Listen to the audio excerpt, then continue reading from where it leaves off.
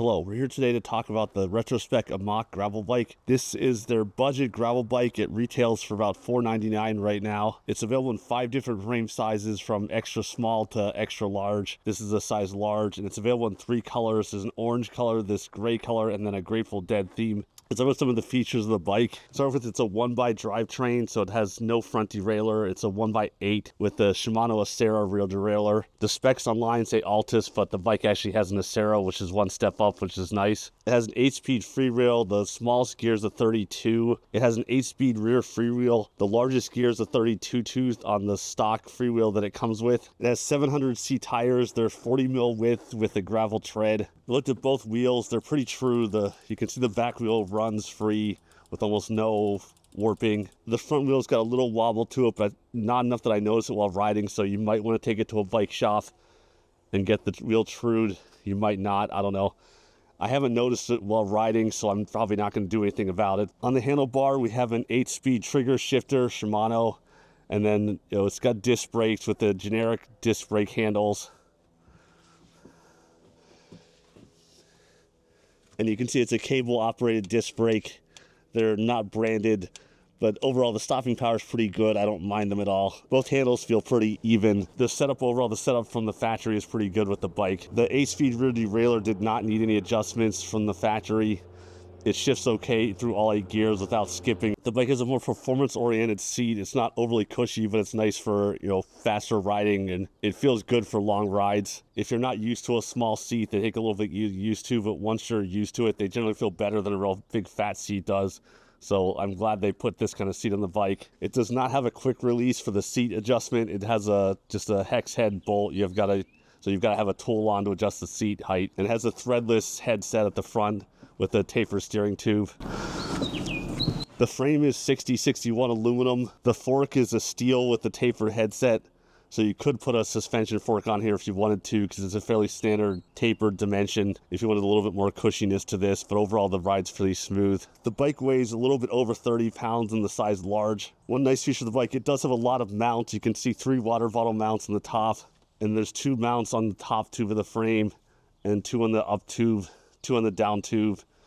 And then there's a set of mounts on the rear stays for a rack or fenders. The bike is set up pretty good if you want to accessorize and add fenders and racks to it, or anything else you want to add, like a basket or a front rack. One thing I was surprised was to see that these have Presto valves on them. Presto valves are usually only found on higher end bikes, and honestly, probably more people hate them than like them. So I'm kind of a bit surprised to see them here versus Schrader valves. They do let you have a little bit more low profile rim with a Presto valve, but at this price range and what people are going to do with this bike, that's probably not really a consideration. More people will probably be annoyed with the Prestos than like them.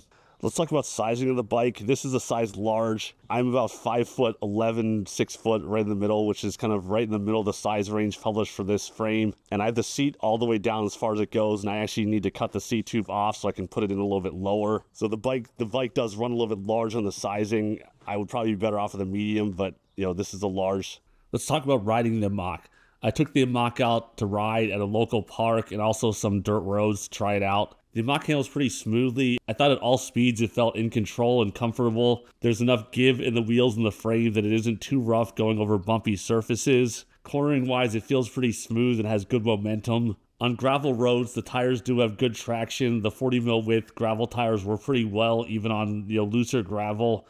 I had no issues with traction and thought the bike always felt in control and smooth. I found some hills to ride the Amok up to see how it would work. That was one area I had of concern with the 32 tooth largest gear. The 1x8 has good range for, I would say, up to medium sized hills.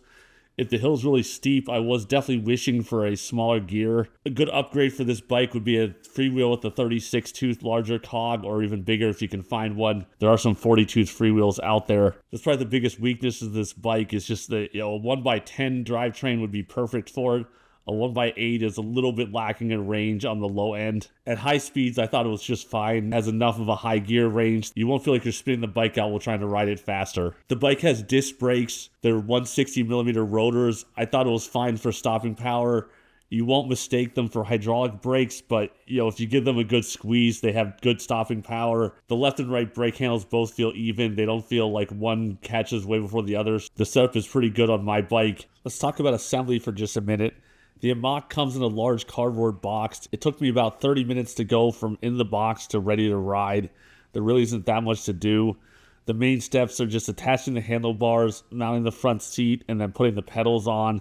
That's really all there is to it. They give you enough tools to assemble the bike where you don't need anything else. Overall, it's pretty easy. I didn't really need any adjustments. The rear derailleur worked fine, and the brakes worked fine also out of the box, so I did not need to go to a bike store. Let's throw some likes and dislikes.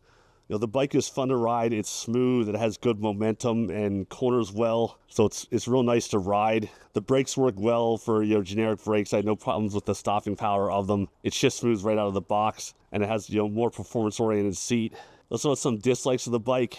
My only real thing I wish they would have done is just put a bigger tooth on the rear cog for climbing hills. It's only an 8-speed instead of a 10-speed, so the range is a little bit limited. If I lived somewhere with a lot of hills I had to climb a lot, I would change the freewheel out for one with a bigger rear cog. Overall, I like the bike a lot and enjoy riding it. I would buy one if I was looking for an inexpensive gravel bike or adventure bike or just a cruise around on bike. You can find some links below for where to get the Retrospec Amok. Thanks for watching. Please give us a like and subscribe before you go.